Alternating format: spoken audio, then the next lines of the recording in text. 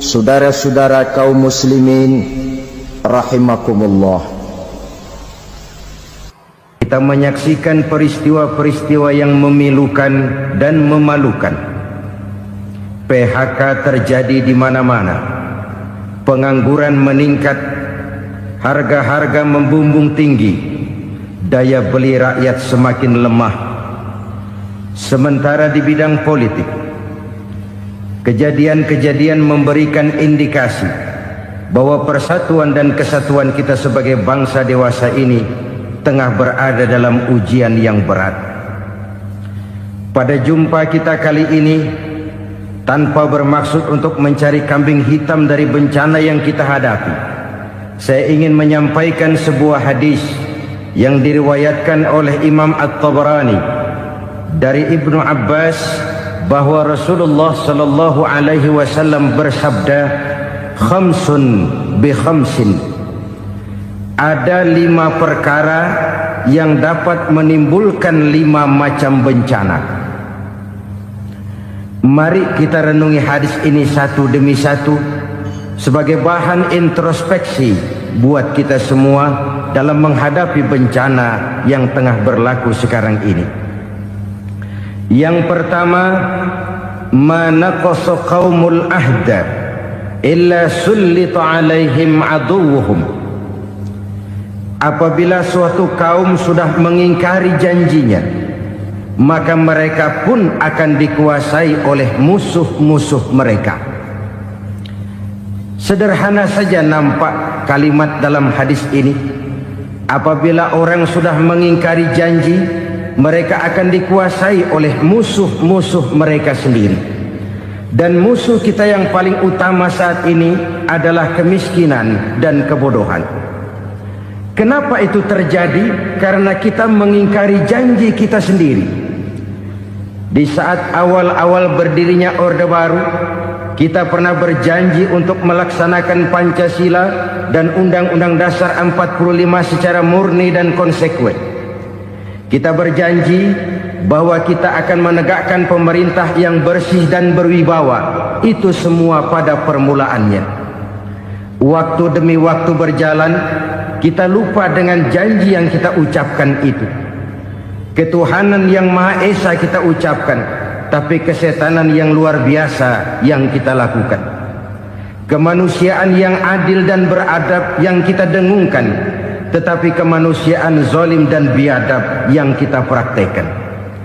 Sederhana saja saudara, hampir setiap pejabat pada posisi-posisi kunci, di awal-awal ia memangku jabatan itu, biasanya ia mengucapkan sumpah dengan lafaz demi Allah, bahwa dalam melaksanakan jabatan ini saya tidak akan menerima hadiah atau pemberian dalam bentuk apapun. Itu pada permulaannya. Lama-lama rupanya hadiah itu asik juga, mulai diterima. Lama-lama dirasa kurang, mulai menagih. Dan akhirnya terjadilah praktek yang disebut suap menyuap, semir menyemir, dan lain sebagainya. Kalau ini sudah menjadi kenyataan, bagaimana kita mau menegakkan pemerintah yang bersih dan berwibawa? Undang-Undang Dasar 45 menyatakan bahwa bumi, air, dan seluruh kekayaan negara dikelola oleh negara bagi sebesar-besar kemakmuran rakyat. Yang terjadi adalah bahwa kita merasa mewakili rakyat untuk menikmati harta dan kekayaan negara, sehingga rakyat banyak tidak bisa ikut menikmatinya.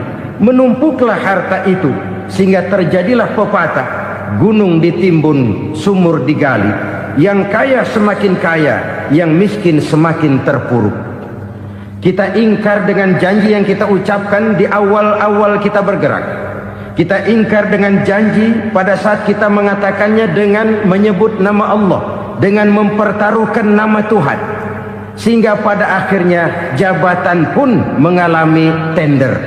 Sudah menjadi rahasia umum, orang mau jadi lurah mesti mengeluarkan uang, mau jadi camat mesti mengeluarkan uang, mau jadi wali kota, bupati, bahkan gubernur, itu ada pasarannya.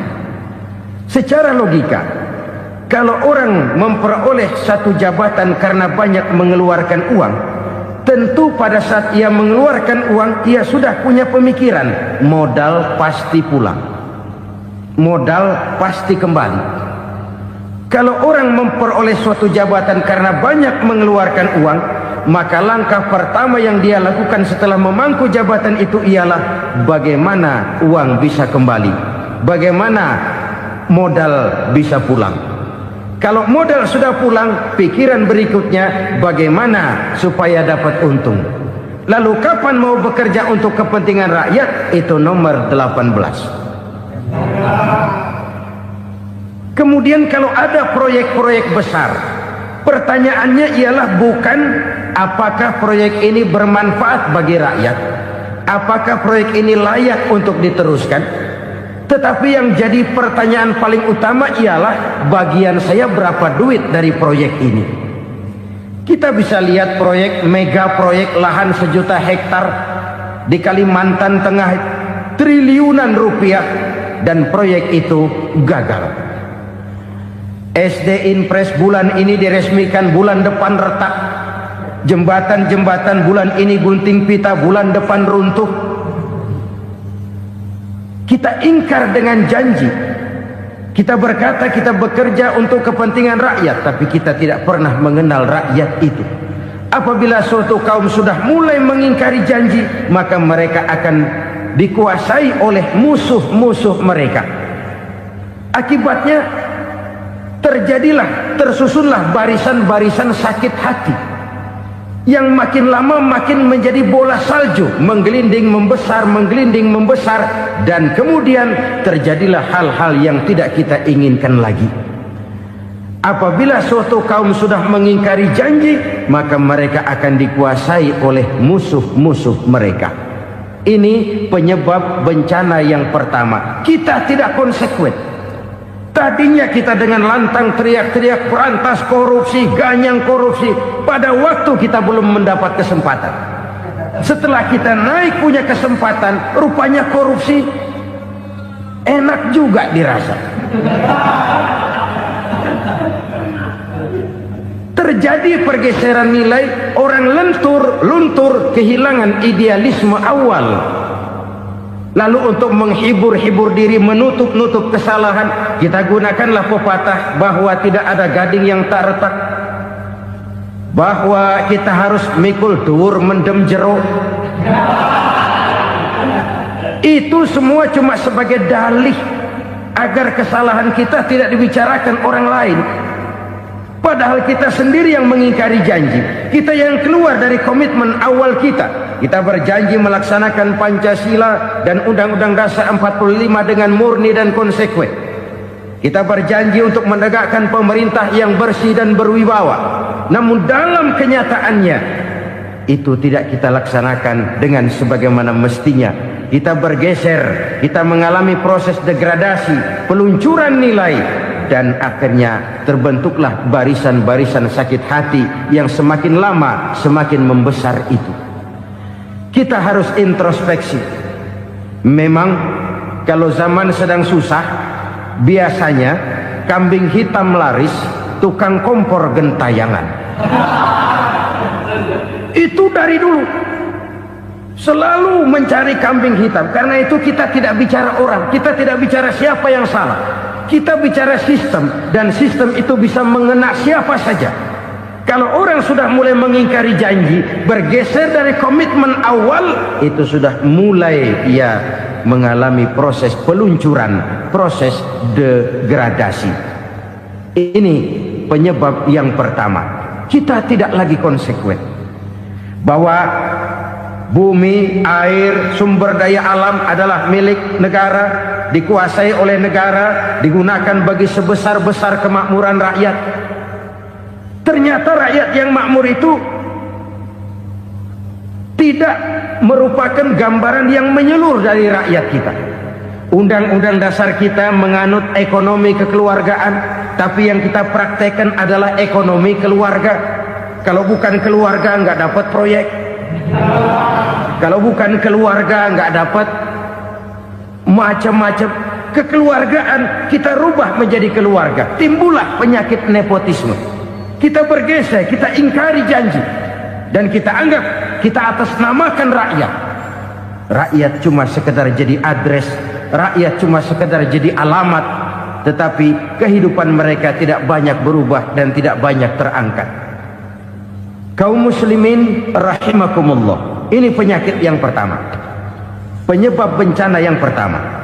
Yang kedua kata Nabi, wa ma hakamu bighairi ma anzalallah, apabila hukum yang diterapkan sudah tidak lagi bersumber dari hukum Allah, illa fasya fihimul faqru, maka akan bertebaranlah kemiskinan di mana-mana.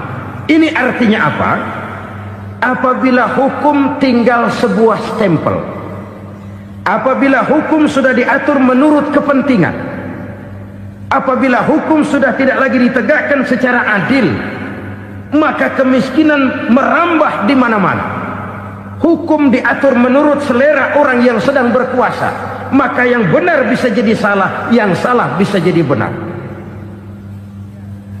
Hukum dalam kenyataan hidup berlaku seperti pisau. Pisau itu kan saudara lihat, yang namanya pisau dimanapun itu tajamnya ke bawah, ke atas tumpul. Kalau hukum itu, kalau untuk rakyat, hukum itu tajam bukan main, cepat sekali dilaksanakan. Tapi giliran menengah ke atas, yang gedean dikit berbuat salah, hukum tumpul. Hukum pura-pura tidak dengar, akibatnya terluka rasa keadilan rakyat.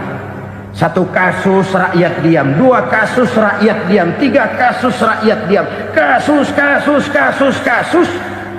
terakumulasi di hati rakyat, luka rasa keadilan, dan itu menjadi sumber bencana. Penjarahan kita tidak setuju itu, tapi kita harus melihat kausalnya. Itu kan tidak berdiri sendiri, itu kan karena terlukanya rasa keadilan rakyat, melihat kesempatan ini tidak merata. Kalau rakyat ini yang ngajukan kredit ke bank, walaupun jumlahnya cuma jutaan, ratusan ribu, susahnya 17 setan. Tapi ada orang-orang tertentu yang agunannya palsu, jaminannya palsu, bawa kata belece, bukan cuma miliaran, triliunan kredit bisa keluar. Terluka rasa keadilan, hilangnya kesempatan. Rakyat cuma dapat kesempitan, jarang dapat kesempatan. Dari lukanya rasa keadilan ini, memang ya entah lipstik, entah basa-basi, dibentuklah tim ini, dibentuklah badan pengawas ini, dibentuklah tim ini. Kalau membentur tahu, hancur tahu. Tapi kalau tim yang dibentuk membentur karang, bukan karangnya yang hancur biasanya, timnya yang bubar. Kenapa? Yang dibentur batu karang yang sangat keras. Kita main-main dengan hukum, kita tidak konsekuen dengan hukum, luka rasa keadilan, dan itu terakumulasi. Edi Tamsil, rakyat tahu, terakumulasi, menguap begitu saja. Kasus-kasus lain rakyat tahu, menguap begitu saja. Ketidakadilan terakumulasi, mengendap di hati rakyat, menunggu ledakan. Pada saat sumbu meledak, rakyat tidak bisa dibendung lagi. Oke, kita tidak setuju dengan penjarahan, tapi jangan melihat itu sebagai peristiwa yang berdiri sendiri. Kenapa itu terjadi? Kausalnya kenapa? Oke, kita tidak setuju memang, tapi yang dijarah oleh rakyat kan memang cuma untuk perut. Yang dijarahkan beras, yang dijarahkan televisi, yang dijarahkan kulkas yang masih bisa dihitung, yang memang real untuk kebutuhan rakyat. Penjara berdasi kepala botak yang menguras uang rakyat habis-habisan, enak saja melenggang dalam kehidupan ini. Makin terluka rasa keadilan rakyat. Apabila hukum yang diterapkan sudah menyimpang dari keadilan yang diajarkan Allah, fasyafihimul fakru, bertebaranlah kemiskinan. Aneh, memalukan, memilukan. Sebuah negara agraris yang katanya pulaunya hijau royo-royo, gemari palau jenawi toto tentem kertora harjo, yang tahun 93 pernah mendapat penghargaan dari FAO, Badan Pangan Sedunia, sebagai negara yang berhasil dalam swasembada pangan. Sekarang ini kita terpaksa betul beli beras dari Vietnam, beli beras ke Kamboja, beli kedelai dari Kamboja. Kenapa? Lahan sawah kita habis ditanami pabrik. Teknologi kita, teknologi loncatan yang non-applied, tidak terpakai oleh kita. Lantas lahan yang tidak bisa kita tanami, kita paksakan lahan-lahan gambut menjadi tanah pertanian yang subur dengan biaya triliunan, dan kita gagal. Kita cari jarum dan kapak hilang. Kita mau jadi negara industri dengan loncatan teknologi yang maju, kita lupakan pola pijak kita sebagai negara agraris, dan akhirnya kita kecolongan. Lihatlah dewasa ini, rakyat kita antri sembako di mana-mana. Di sebuah negara agraris, ketidakadilan melahirkan kemiskinan, kemiskinan moral dan kemiskinan material. Kemiskinan moral, rakyat nggak percaya lagi sama pejabat. Rakyat mengalami krisis figur. Orang, alah lu ngomong dah sama ember.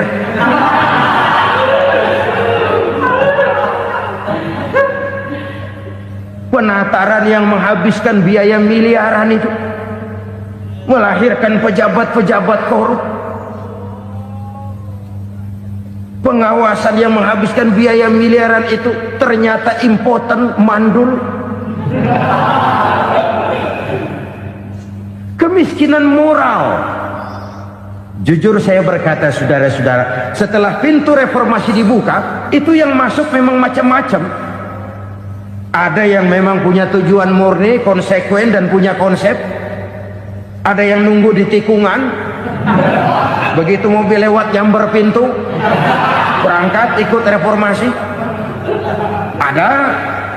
Ada yang memanfaatkan momentum, mumpung, untuk nyampein unek-unek, ngerti nggak, pokoknya ngomong. Sehingga keadaan semakin rancu, kebingungan semakin menjadi-jadi, masalah yang paling urgen tidak terselesaikan. Sekarang ini orang berpikir mendingan jadi pala ular daripada jadi buntut macan. Buntut macan memang hebat macan, tapi kalau buntutnya cuma ugel-ugel di belakang buat apa? Mendingan jadi pala ular, kecil juga nyaplok. Artinya ya biar kecil juga kalau punya partai kan gagah. Lalu rame-rame bikin partai kayak bikin arisan. Orang makin mengalami dislokasi. Semua mau jadi pahlawan, semua mau nomor satu, semua ngomong. Iya kalau bidangnya, kalau bukan makin rancu. Marilah lewat kesempatan ini saya mengajak kita untuk tahu diri. Biarkan politisi ngomong politik, biarkan ekonom menata ekonomi, biarkan praktisi bicara soal hukum, biarkan rakyat munajat, istighfar, mohon pertolongan Allah. Tahu diri kita. Kalau memang ayam, kukuruyuk aja dah. Kalau memang kucing, ayo ngeong. Kalau kambing, silahkan ngembe. Udah tahu ayam, ngeong bunyinya. Suaranya palas, orang nggak ngerti, bingung, makin menjadi-jadi. Ibarat kesebelasan sepak bola bangsa kita sekarang ini, rame-rame mau bikin gol, kiper ikut nyerang sekarang. Memilukan dan bahkan memalukan. Wa ma hakamu bighairi ma anzalallah illa fasha fihimul fakru. Kalau hukum yang diterapkan sudah menyimpang dari keadilan yang diajarkan Allah, bertebaranlah kemiskinan di mana-mana. Coba sekarang ini, yang punya duit bingung, apalagi yang kagak punya duit. Yang pengusaha gede ngeluh, apalagi yang pengusaha pas-pasan. Yang kagak punya beras, yang punya beras saja masih bingung, apalagi yang nggak punya beras. Ini sudah demikian merata. Dulu kita kagum mendengar konglomerat kelas buadah, kelas-kelas yang seakan-akan cuma ada dalam khayalan mereka, punya kekayaan miliaran dolar, triliunan. Sudahlah, seolah-olah nggak terjangkau sama kita. Weh, ternyata yang gede-gede itu juga gede utangnya. Dan rontok satu demi satu. Ternyata rakyat selama ini cuma dialamatkan, cuma dijadikan address. Rakyat yang tidak banyak ngerti persoalan ini harus menanggung hidup ini begini berat, harus menanggung beban hidup ini begini tinggi. Daya beli semakin lemah, semakin terpuruk dan terpuruk, sedang keadaan belum juga banyak berubah. Yang hutang sama luar negeri itu kan bukan rakyat kecil, Ciano. Yang banyak nyimpen dolar juga kan Ciano. Rakyat kecil bocah kampung mah jangankan nyimpen dolar, ngelihat juga tumben. Kemana kita mesti bercermin? Sekali lagi saya mengatakan, maaf, kita tidak bermaksud mencari kambing hitam. Karena itu kita tidak bicara orang, kita bicara sistem, kita bicara keadaan. Beginilah yang dikatakan Nabi, penyebab timbulnya bencana, hukum yang ditegakkan tidak lagi berorientasi kepada keadilan, tapi berorientasi kepada kepentingan. Akhirnya bentuk hukum seperti pisau, tajam ke bawah, tumpul ke atas. Hukum cuma buat rakyat kecil, tetapi kelompok menengah ke atas kadang-kadang kebal dari perlakuan hukum. Maka bertebaranlah kemiskinan. Iya, kemiskinan moral berupa lukanya rasa keadilan. Kalau rasa keadilan terluka, orang kan nunggu kesempatan, saudara. Iya, dia nggak bisa ngomong, iya, dia nggak sanggup action, iya, dia nggak bisa tunjuk rasa, tapi hatinya kan, kapan ada kesempatan, kapan ada waktu, tunggu. Hatinya mesti begitu. Sehingga begitu ada kesempatan, terjadilah hal-hal yang tidak terhindarkan. Dan itu ekses, bukan reformasi. Jangan seperti sebuah dialog saya dengan seorang abang beca. Saya bertanya, bang, ya, abang tahu nggak reformasi? Tahu. Ustaz, apa? Pembakaran. Terus penjarahan. Lalu perkosaan. Itu reformasi. Itu yang saya lihat. Nah, itu yang dia lihat. Saya tentu tidak menyalahkan abang beca kita, karena memang itu yang dia lihat dan sejauh itu wawasannya. Tapi ini indikasi bahwa banyak rakyat kita yang belum bisa menggunakan kebebasan secara bertanggung jawab. Padahal kebebasan tanpa tanggung jawab tirani. Sebuah contoh gampang-gampangan. Saya beli radio, saya setel di kamar saya, lalu saya bilang, ini radio gue. Yang beli gue, pakai duit gue setel di kamar gue, sekeras-kerasnya, gak ada urusan sama orang lain. Itu kata saya. Tetapi tetangga saya sebelah rumah kan boleh juga ngomong begitu. Kata tetangga saya, ini mata gue, yang ngantuk gue tidur di kamar gue, kenapa suara radio lu nyampe kemari? Artinya apa ini? Kebebasan saya nyetel radio dibatasi oleh kebebasan tetangga saya yang mau tidur. Tidak ada kebebasan mutlak. Kebebasan mutlak tanpa tanggung jawab kembali akan melahirkan tirani, kembali akan melahirkan pemaksaan kehendak. Dan itu lagi-lagi bukan demokrasi. Saudara-saudara kaum muslimin rahimakumullah. Ini penyakit yang kedua, lukanya rasa keadilan, terutama di kalangan rakyat kecil. Itu mengendap menjadi akumulasi dan menunggu giliran kapan bisa dimuntahkan. Dengan kata lain, rakyatnya udah banyak banget makan yang perutnya jadi enak, nyelam. Kapan nunggu muntahnya? Udah begini banyak akumulasi yang mereka pendam di perut ini, sehingga ketika terjadi kesempatan itu sudah tidak terkendalikan lagi, kita out of control. Saya tidak mentolerir sikap-sikap kekerasan, bahkan saya lebih cenderung bahwa kalau di rumah kita banyak tikusnya saja racuni, jangan rumah dibakar. Bahwa ada korupsi, ya, ada kolusi, memang ada nepotisme, tentu. Tetapi tikusnya saja racuni, jangan rumah dibakar. Masa mau ngusir tikus bakar rumah? Tikusnya lari, tikusnya selamat, rumahnya ewes-ewes.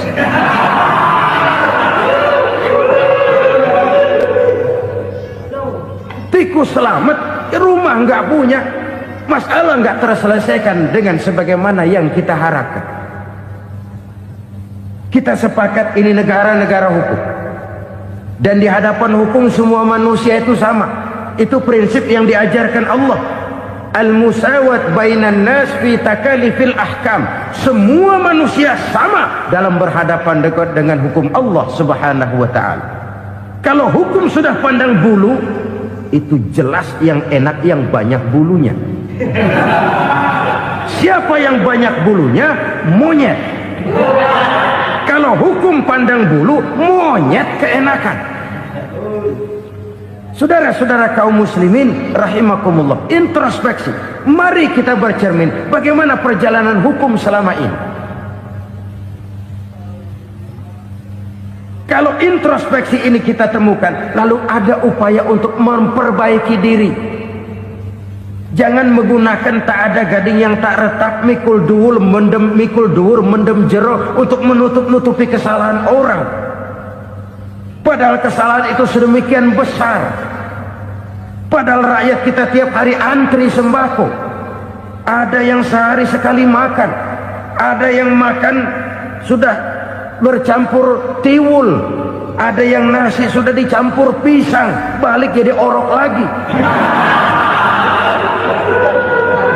Macam-macam upaya rakyat untuk menangsal perut ini. Lalu rakyat ditenang-tenangkan, lebih baik puasa Senin Kemis sambil menghadapi krisis ekonomi. Kenapa rakyat yang disuruh puasa? Kenapa bukan pejabatnya yang puasa lebih dulu untuk kemakmuran rakyat? Kalau rakyat yang memang perutnya udah gepeng disuruh puasa, makin krempeng perutnya. Artinya pejabat harus punya sense of politics. Ya, tidak, puasa itu kan tidak cuma Senin Kemis saja. Puasa itu puasa perasaan, puasa menghargai perasaan yang sedang kondisi yang sedang dihadapi oleh rakyat. Bagaimana rakyat yang tengah antri sembako melihat pejabatnya lewat dengan mobil yang harganya sampai 1 miliar. Oh, inilah pemimpin saya. Luka lagi rasa keadilannya. Kita tidak tenggang rasa. Puasa dalam artian itu pun akan menolong menegakkan semangat kebersamaan, membentuk semangat kebersamaan. Saudara-saudara kaum muslimin rahimakumullah, penyebab bencana yang ketiga dikatakan oleh baginda Nabi, wala dhaharat fihimul fahishatu illa fasha fihimul maut. Apabila kekejian telah merajalela, maka maut bertebaran di mana-mana. Kita renungi butir kalimat dalam hadis ini. Apabila kekejian telah merajalela, maut bertebaran di mana-mana. Begitu murah arti sebuah kehidupan. Penjarahan untuk hal-hal yang kecil tapi sampai mengorbankan nyawa. Apabila kekejian sudah terjadi di mana-mana, maut pun bertebaran. Maut dalam arti berpisah ruh dengan jasad, tapi juga maut dalam arti orang bisa mati karirnya, orang bisa mati usahanya, orang bisa mati kesempatannya karena perbuatan-perbuatan keji yang selama ini tidak terbendung. Lahirlah teori mafia. Siapa yang kuat dia yang berkuasa, Siapa yang lemah, dia menjadi mangsa. Proyek-proyek besar yang menang tender itu ya dari itu ke itu saja. Yang pengusaha-pengusaha tidak punya koleksi, koneksi, tidak bisa bayar komisi, dapat proyek tetelan. Ada dagingnya, dikit namanya juga tetelan. Dagingnya sudah habis disantap oleh meja. Sekian puluh meja dilalui, sekian puluh amplop dikeluarkan. Sehingga yang akhirnya ya tinggal tetelan itu tadi. Maka kualitas pekerjaan pun sudah bukan lagi jadi masalah. Demikianlah mafia-mafia ini bermunculan di mana-mana. Di pengadilan terkenal mafia pengadilan. Hukum bisa dibeli, hukum bisa dipesan menurut kebutuhan sponsor. Mafia peradilan, mafia politik, mafia ekonomi, bahkan mafia agama yang menggunakan agama sebagai kedok, menggunakan agama sebagai dalih, menggunakan agama sebagai topeng untuk melancarkan maksud-maksud politiknya pun tidak tertutup kemungkinan. Apabila kekejian telah merajalela, maut bertebaran di mana-mana. Korupsi, kolusi, nepotisme itu bagian dari kekejian. Kita selama ini kalau mendengar maksiat, itu yang terbayang cuma judi, mabuk, zina. Ya itu maksiat. Tapi korupsi, kolusi, nepotisme itu juga maksiat dalam bentuk lain. Kalau ini sudah bertebaran, maka maut terjadi di mana-mana. Jangan bayangkan cuma mati orangnya, itu sih kewajiban. Yang menyakitkan itu orangnya masih hidup tapi dibikin mati. Karirnya mati. Kenapa? Karena yang diperlukan bukan cuma orang pinter tapi orang taat. Biar pinter, kalau nggak taat minggir. Biar bodoh, kalau taat bisa nyenangin atasan, bisa nyemir, nyemur. Kumaha juragan wae ayeuna mah. Itu yang kadang-kadang dapat penghargaan. Tidak ada prestasi kerja kecuali bikin senang orang di atas. Kita lihat di desa-desa jalan rusak. Kalau ada berita pejabat anak mau turun, jalan rata sekali. Sampai tanah dari mana aja dikeruk buat ngeratain tuh jalan. Pejabat pulang legok lagi jalanan. Katanya kita kerja buat rakyat, nyatanya kita cuma melayani atasan. Kenapa? Terjadi lingkaran setan. Seperti kata lagu Dul Sumbang itu. Mahasiswa takut sama dosen, dosen takut sama dekan, dekan takut sama rektor, rektor takut sama menteri, menteri takut sama presiden, presiden takut sama mahasiswa. Muter balik lagi, lingkaran setan, lingkaran setan. Saudara-saudara kaum muslimin rahimakumullah, kekejian yang merajalela, praktek-praktek mafia yang tertuang dalam kehidupan sehari-hari menyebabkan orang mati karirnya, jasad masih hidup, karir mati, itu menyakitkan. Mati bisnisnya. Rakyat kecil pernah senang ketika cengkeh booming, harganya bagus, rakyat banyak yang pergi haji. Lalu mau ditata, lahir tata niaga cengkeh, malah amburadul. Harga cengkeh jatuh, petani cengkeh kecil menjerit. Siapa yang untung? Segelintir orang. Masihkah kita pakai atas nama rakyat untuk kepentingan nasional, padahal yang nyanyi cuma segelintir orang? Masihkah kita mau bohongi rakyat ini dengan mobil nasional tapi bikinan Korea? Masihkah kita mau bermain verbalisme, bermain kata? Ini sebuah masa lalu yang tidak perlu terulang lagi untuk masa-masa yang akan datang. Kekejian merajalela, orang mati karir. Bisa mati usaha, mati bisnis. Usahanya maju, dirangkul, hancur. Usahanya maju, dipukul, hancur, tenggelam. Bahkan yang memilukan dan memalukan badan-badan usaha milik negara itu dikebiri sedemikian rupa sehingga tidak menghasilkan hal-hal yang bermanfaat buat negara. Saudara-saudara kaum muslimin rahimakumullah, kalau nafsu yang sudah mengatur itu semua, maka kekejian pun merajalela. Orang sudah pakai teori mafia, yang kuat dia yang menang, yang kuat dia yang berkuasa, yang lemah silakan minggir di sudut-sudut kehidupan.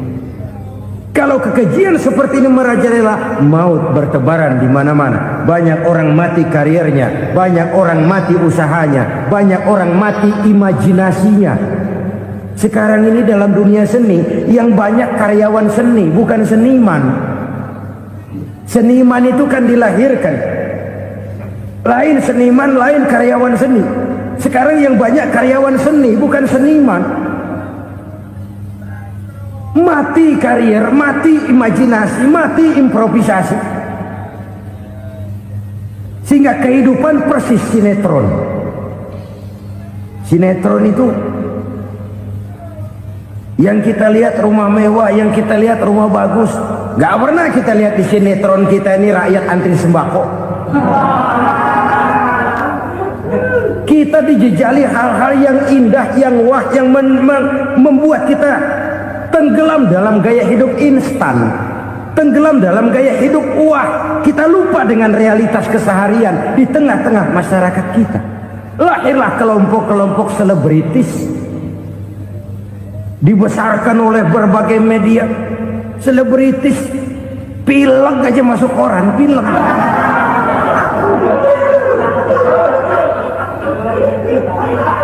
Rakyat yang pingsan antri beras nggak masuk koran. Rakyat yang semaput antri minyak nggak masuk koran. Selebritis panok masuk koran.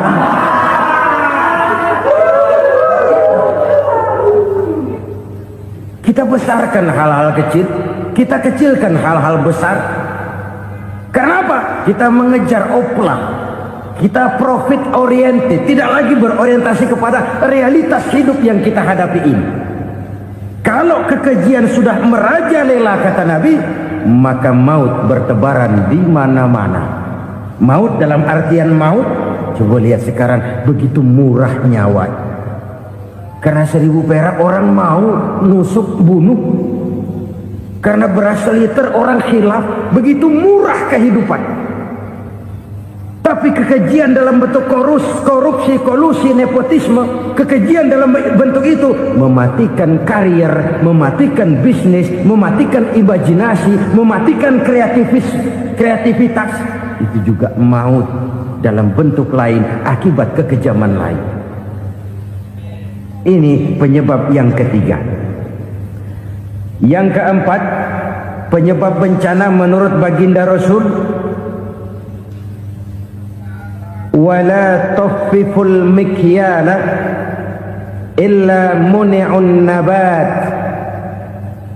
Apabila timbangan sudah dicurangi, maka tercegahlah tumbuh-tumbuhan. Apabila timbangan sudah mulai curang, maka terjadilah musim paceklik. Apabila bisnis sudah bergaya mafia tadi itu, kecurangan-kecurangan terjadi, tender di balik pintu, yang dimenangkan cuma kelompok-kelompok yang bisa memberikan presentasi yang besar, muni'un nabat, terjadilah paceklik. Paceklik, panen gagal, wereng ya wereng, kemarau panjang it's okay, air sulit iya, tetapi kan semua itu ada yang ngatur. Kemarau ada yang ngatur, belalang itu ada yang ngatur, air itu juga ada yang ngatur. Yang ngatur itu yang serba maha. Kalau ia murka melihat kecurangan timbangan, Allah itu kalau murka kan gampang saja, tinggal komandoin balang, lang, hancurin tuh sawah. Konvoy belalang, konvoy. Allah tinggal ngutik angin El Nino. Mampir lo ke Indonesia, hujan nggak turun-turun, kemarau panjang. Jadi kalau musim kemarau kan namanya anginnya El Nino. Kalau musim hujan anginnya namanya La Nina. Cakep namanya, kejem orangnya. Saudara lihat Cina sekarang sedang kena La Nina, banjir besar, ribuan orang meninggal. Dia mah ribuan mati kagak berasa, rakyatnya miliaran. Bangladesh lagi ngalami La Nina, India lagi ngalami La Nina. Angin, hujan, kemarau, belalang itu kan ada yang ngendaliin. Kuncinya bukan di belalangnya, kuncinya bukan di peredaran matahari berputar, kuncinya di atas yang mengatur semua itu. Kalau timbangan sudah mulai curang, pengusaha sudah nggak mau jujur, apa nggak bikin perut jadi mual. Begitu rakyat antri sembako pingsan nggak dapat beras, sementara beras ditumpuk-tumpuk sampai membusuk. Kemana hati nuraninya? Kemana akal pikirannya? Kemana mereka yang berbuat atas nama rakyat tapi melihat rakyat susah tidak tergerak hatinya? Apabila timbangan sudah mulai dicurangi, bisnis sudah mulai melenceng, maka terjadilah paceklik. Sebuah negara yang berhasil dalam swasembada pangan, lalu sekarang menjadi negara yang rakyatnya antri untuk memperoleh kebutuhan pangan. Saudara-saudara kaum muslimin rahimakumullah, ini intinya adalah kecurangan.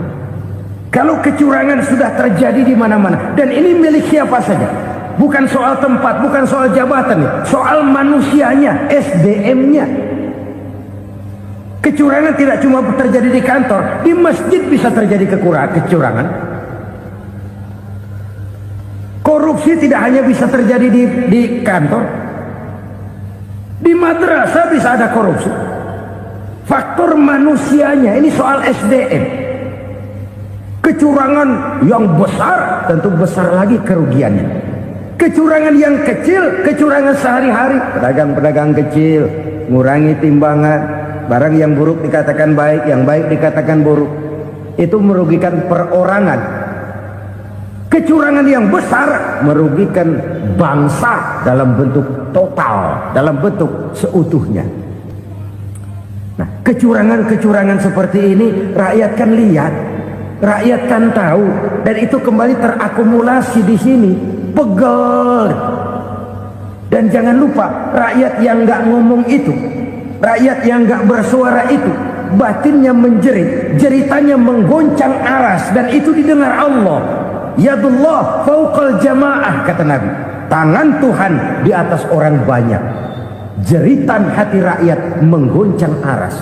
Rakyat yang terlalu banyak dizolimi, rakyat yang terlalu banyak dirugikan, ya rakyat yang terlalu banyak di atas namakan, menjerit batinnya, menggoncang aras, dan Allah bisa menggerakkan apa saja untuk membuat satu situasi. Allah bisa menggerakkan apa saja untuk membuat satu situasi. Saudara-saudara kaum muslimin rahimakumullah, ini faktor yang ketiga, timbulnya kecurangan. Faktor yang keempat maksud saya. Yang kelima, penyebab timbulnya bencana menurut baginda Nabi, wala muni'uz zakat wala muni'uz zakat illa hubbisa anhumul qatru.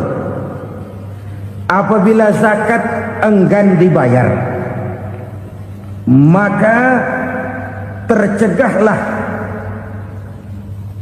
qatrun. Qatrun ini kalau bahasa kita sembako. Maka tercegahlah kebutuhan-kebutuhan yang kita perlukan.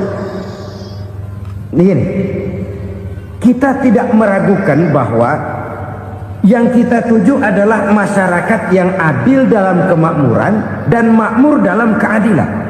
Nah, antara kemakmuran dan keadilan ini memang sering tidak bisa berjalan seiring. Pada saat kemakmuran kita kejar, ekonomi kita pacu, ada nilai-nilai keadilan yang tertinggal. Pada pada saat nilai keadilan kita tegakkan benar-benar, ada unsur-unsur kemakmuran yang terabaikan. Oke, kita bisa mengatakan kasus. Oke, kita bisa mengatakan itu sebagian kecil. Tapi kalau sebagian kecil, lama-lama kan jadi sebagian besar. Oke, kita mengejar kemakmuran. Pertanyaannya, kemakmuran untuk siapa? Oke, kita berikan kelompok tertentu kue yang besar dengan harapan nanti dia bagiin kuenya kepada yang kecil-kecil. Tapi kenyataan, mereka yang dapat kue besar akhirnya malah lupa diri dan lupa daratan. Mau makin besar, malah memeras yang kecil-kecil ini. Sekarang kan yang kecil modali yang besar. Ramai-ramai buka bank, ternyata kamuflase. Uang banknya untuk kredit perusahaannya sendiri. Nasabahnya rakyat kecil. Artinya apa? Rakyat kecil disuruh modalin orang yang udah gede. Ini kan sumber geledek urusan.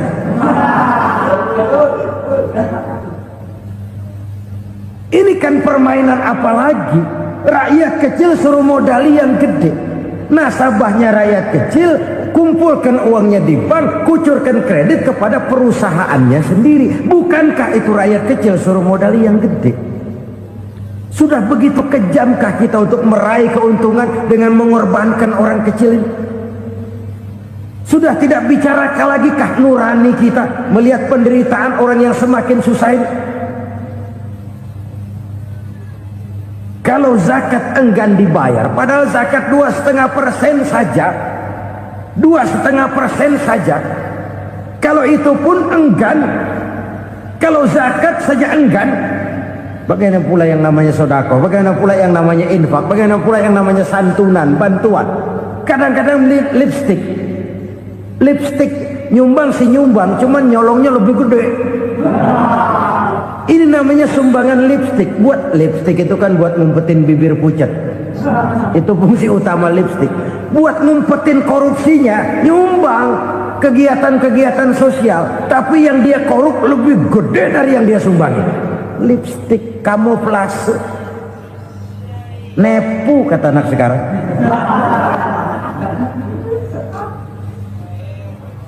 Saudara-saudara kaum muslimin rahimakumullah. Demikian berat kewajiban zakat ini sampai di zaman Sayyidina Abu Bakar pernah keluar komando perangi orang yang enggan membayar zakat. Perangi. Karena fungsi zakat adalah menjembatani antara si kaya dengan si miskin. Bahwa ada kemiskinan itu Qur'ani. Allah menyatakan, aku melebihkan rezeki sebagian kamu dari yang lain. Ini kan kesenjangan. Allah melebihkan rezeki sebagian kamu dari yang lain. Ada itu. Tetapi itu berjalan secara nature. Nah, kalau direkayasa, yang kaya semakin kaya, yang miskin semakin terpuruk, yang sudah besar dapat proyek besar, yang kecil dapat tetelan. Ini kan rekayasa namanya. Kesenjangan yang direkayasa ini yang kita harus kikis. Nah, fungsi zakat menjembatani dari sisi sosial. Dari sisi pribadi, Nabi berpesan, zakku amwalakum biz zakat. Bersihkan hartamu dengan zakat. Sekarang ada istilah nyuci uang. Uang hasil korupsi itu bisa dicuci, dijadikan uang bersih. Bukan pakai rinso, bukan. Pakai politiknya koruptor, diolah sedemikian rupa sehingga jadi uang resmi. Sudah memutik, itu termasuk yang disebut kejahatan kerah putih, white collar crime. Kejahatan kerah putih, kejahatan pakai dasi, kejahatan kelas kakap. Makanya orang mendingan goblok kagak bener daripada pinter kagak bener. Goblok kagak bener itu gampang ngurusinnya. Pinter kagak bener, ini yang berabe bener ngurusinnya.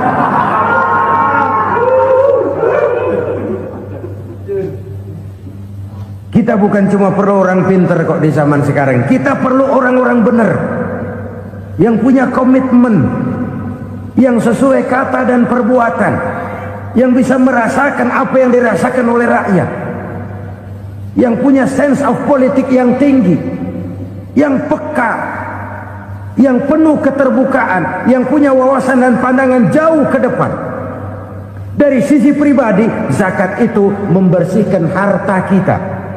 Ya, dia tercampur dengan yang subuhat, dia bahkan mungkin tercampur dengan sedikit-sedikit yang haram. Itu zakku amwalakum bizakat. Bersihkan hartamu dengan zakat itu. Pada sisi sosial ia menjembatani, pada sisi pribadi ia membersihkan harta kita. Karena itu kalau kita minta berdoa minta rezeki, syarat rezeki itu halalan thayyiban wasi'an. Nggak pernah kurang dari 3 itu. Halal, bagus, banyak. Halal, bagus, tapi sedikit, susah ngaturnya.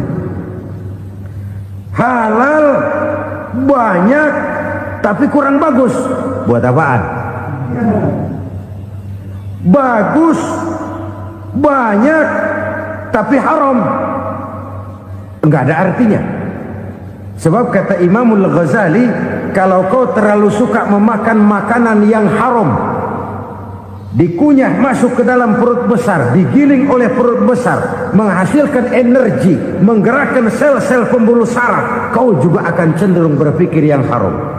Kalau sudah cenderung berpikir yang haram, perbuatan pun akan mengarah kepada perbuatan-perbuatan yang haram. Dulu waktu kelompok Jimbaran 200 konglomerat Indonesia kumpul dihimbau supaya sekian persen kasih pengusaha-pengusaha lemah.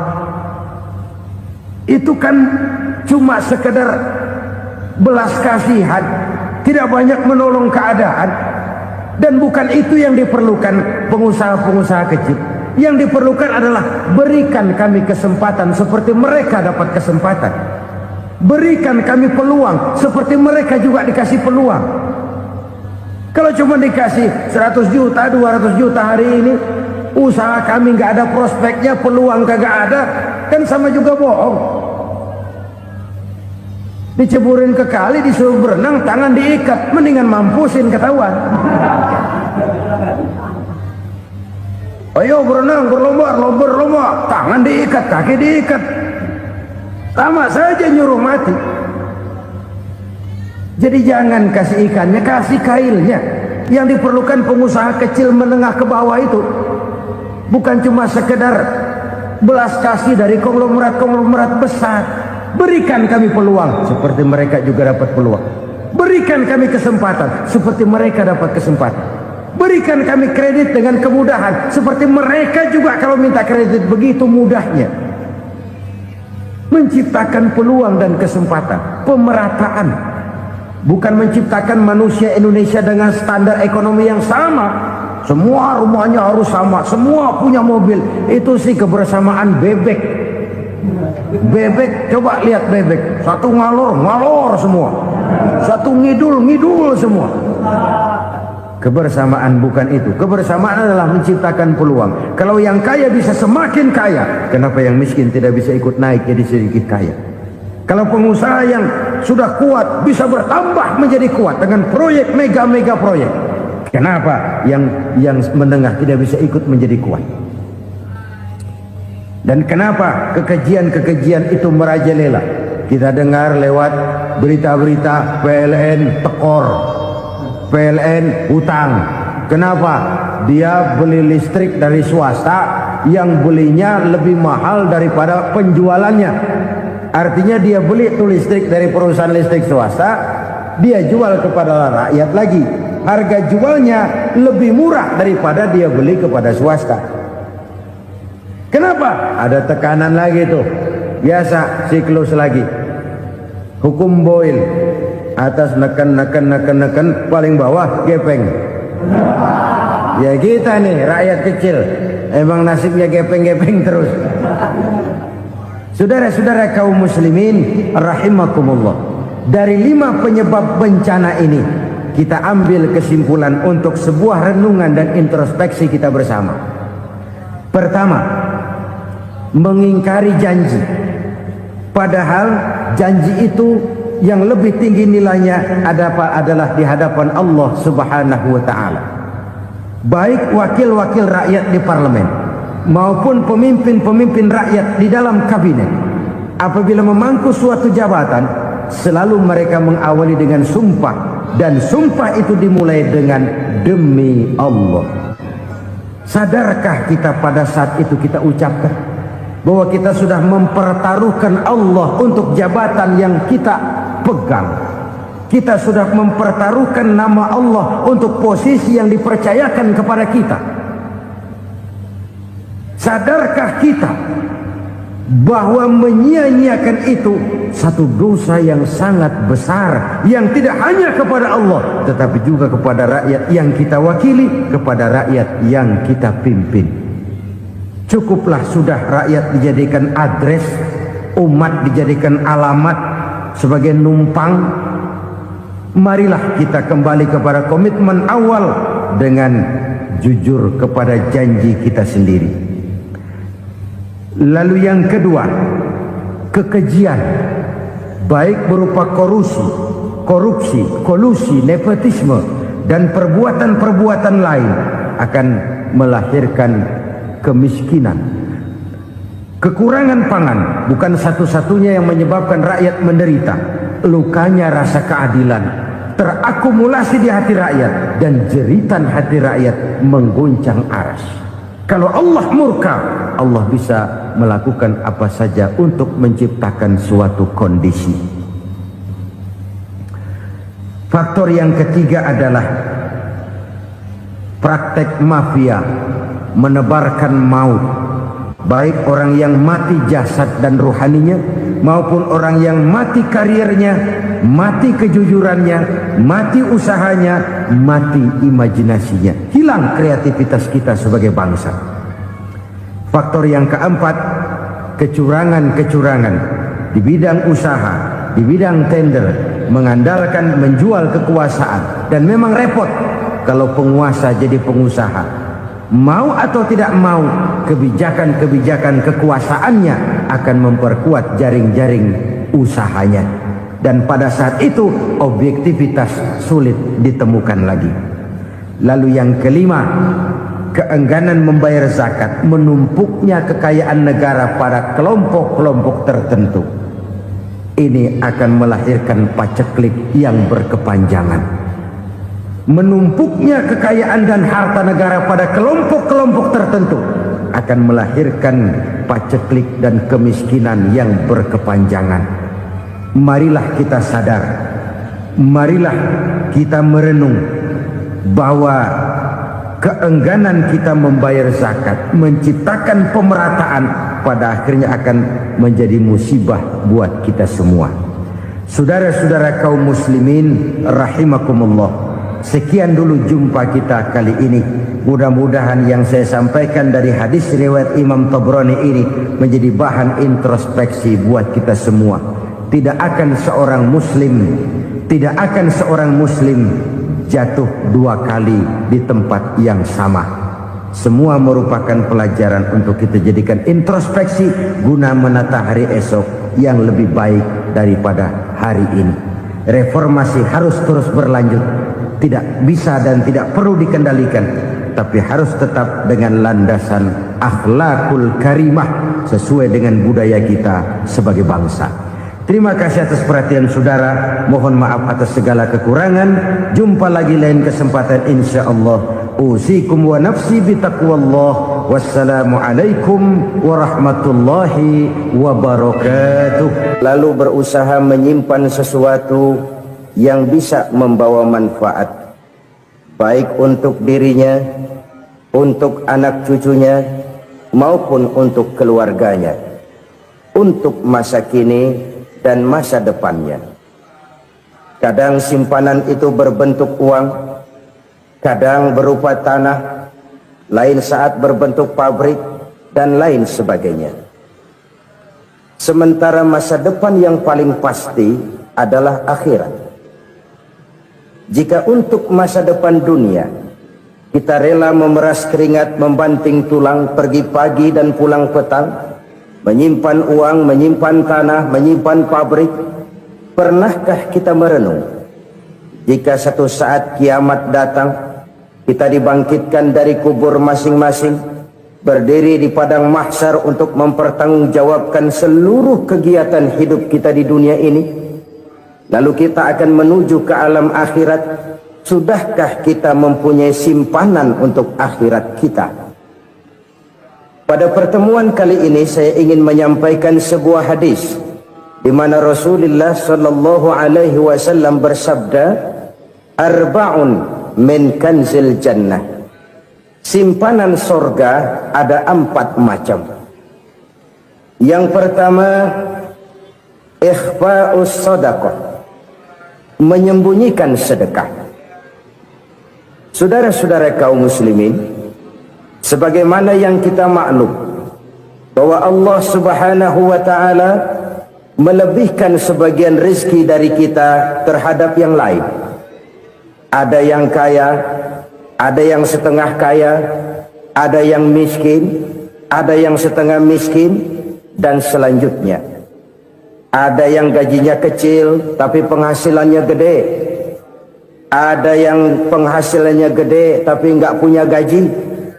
Ada juga yang memang gajinya gede dan penghasilannya gede. Kelebihan rezeki merupakan sunnatullah dan tidak harus membuat kita merasa lebih dari yang lain. Bahkan sebaliknya, kelebihan itu harus membuat kita ringan tangan untuk menolong mereka yang memang memerlukan pertolongan. Kalau saudara diberikan ilmu, maka pertanyaan akhirat cuma satu: ilmumu kau amalkan untuk apa? Kalau saudara diberikan umur yang panjang, pengadilan akhirat juga bertanya satu: umurmu kau habiskan di mana? Tapi kalau saudara diberikan harta, pengadilan akhirat akan bertanya dua: hartamu kau dapat dari mana? Kau belanjakan kemana? Dari mananya ditanya, dan kemananya juga ditanya. Oleh karena kita akan dimintakan pertanggungan jawab, maka amanah yang bernama harta ini harus kita gunakan dengan sebaik-baiknya. Ada penggunaan yang merupakan kewajiban, itu zakat namanya. Ada penggunaan yang sewaktu-waktu, itu infak namanya. Ada yang lebih sewaktu-waktu lagi, dan itu sedekah namanya. Zakat dia terikat oleh haul dan nisab, oleh putaran batas waktu dan ukuran dari harta itu sendiri. Sedangkan infak terikat oleh situasi dan kondisi perekonomian seseorang. Sedangkan sedekah tidak terikat dengan apapun. Dalam kondisi seperti apapun kita bisa melakukan sedekah dengan yang terkecil sekalipun. Sampai-sampai Rasulullah sallallahu alaihi wasallam mengajarkan, la tahqiranna minal ma'rufi syai'an walau an talqa akhaka biwajhin talik. Atau ada hadis, tabassumuka fi wajhi akhika laka shadaqah. Senyumanmu kepada temanmu adalah sedekah. Jadi untuk melakukan sedekah tidak harus dalam berbentuk uang. Dengan ilmu kita bisa sedekah. Dengan tenaga kita bisa bersedekah, dengan pikiran kita bisa bersedekah, bahkan senyum kepada teman itu pun sedekah. Jadi kalau sedekah dengan uang memang belum punya uang, nyengir aja banyakin. Itu asal pada tempatnya, jangan lalu ketemu tiang listrik cengengesan. Tentu tidak pada tempatnya dan tidak wajar. Nah, sedekah yang paling dicintai Allah adalah sedekah yang disembunyikan. Artinya jauh dari sifat riya. Kan kadang-kadang ada orang sedekah itu disebutkan namanya. Apa tidak bagus? Kalau memang niatnya ikhlas, ya bagus-bagus saja. Untuk memberikan sugesti kepada yang lain. Di Fulan bin Fulan nyumbang sekian, diumumkan.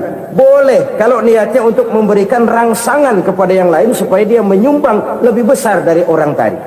Tapi kalau itu mendatangkan riya, maka sedekah yang paling dicintai Allah adalah sedekah yang disembunyikan. Tangan kiri saja tidak tahu apa yang diberikan oleh tangan kanan. Sedekah yang dilakukan dengan ikhlas akan merupakan perbendaharaan surga. tersembunyi dari pandangan orang lain, tidak seorang pun tahu. Karena memang sikap yang baik adalah melupakan kebaikan dan mengingat kesalahan. Itu salah satu ciri orang bahagia. Orang yang selalu mengingat kesalahannya dan berusaha melupakan segala kebaikannya. Kalau dia akan berada kebaikan, dia tidak bisa ikut, dia merasa rugi karena dia merasa belum pernah berbuat baik. Tapi kalau akan melakukan kesalahan baru, dia ingat kesalahan yang sudah-sudah, sehingga terhalang baginya untuk melakukan satu kesalahan baru.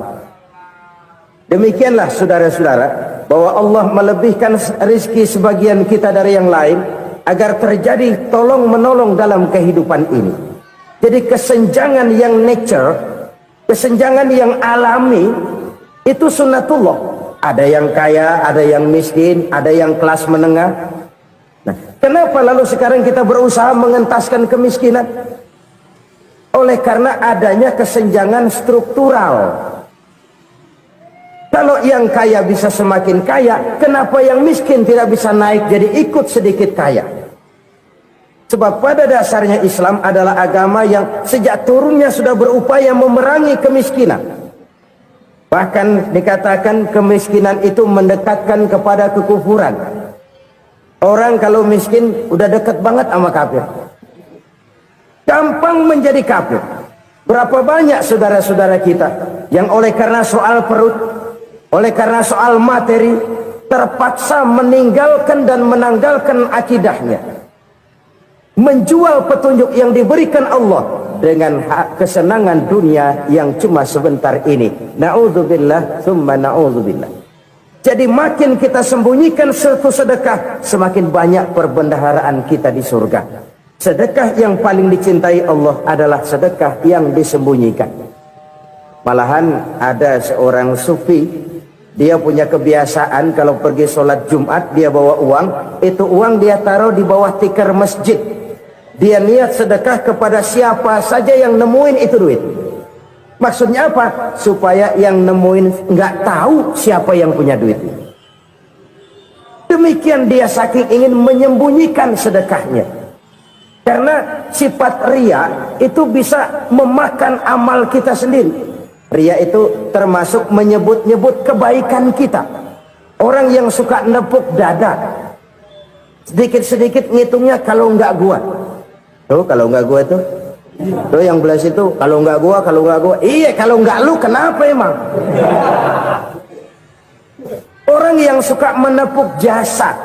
Tuh biasanya memang begitu saudara-saudara. Kalau perang lagi berkecamuk, orang nggak sempat ngaku jadi pahlawan. Tapi begitu perang selesai, yang kagak kenal bedil ngaku pahlawan, mas. Itu sesuatu yang biasa. Oleh karenanya, orang-orang yang ikhlas dalam bersodako, disembunyikannya sodako itu, Allah cinta betul. Malahan ada hadis memberikan jaminan, inna sodakotal mar'il muslimi tazidu fil umri wa tadfa'u mitatas su'i. Sesungguhnya sedekahnya seorang mukmin tazidu fil umri, bisa menambah umur panjang, wa tadfa'u mitatas su'i, dan menyelamatkan manusia dari mati secara su'ul khatimah. Jadi siapa yang kepengen panjang umur, banyaklah sedekah. Yang bosan hidup, pelit terus. Sedekah menambah panjang umur dan menyelamatkan manusia dari mati secara su'ul khatimah.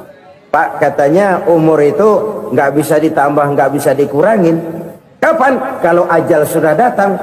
Fa idza jaa ajaluhum la yastakhiruna sa'atan wa la yastaqdimun. Kalau ajal datang tidak bisa dimajukan, tidak bisa dimundurkan. Itu kalau ajal sudah datang. Tidak bisa lagi umur ditambah dikurangi, sudah datang. Tapi kalau belum datang, itu kan haknya Allah. Mau ditambah, mau dikurangi, hak prerogatif Allah. Sebagai pencipta manusia, Allah maha kuasa dan maha mampu.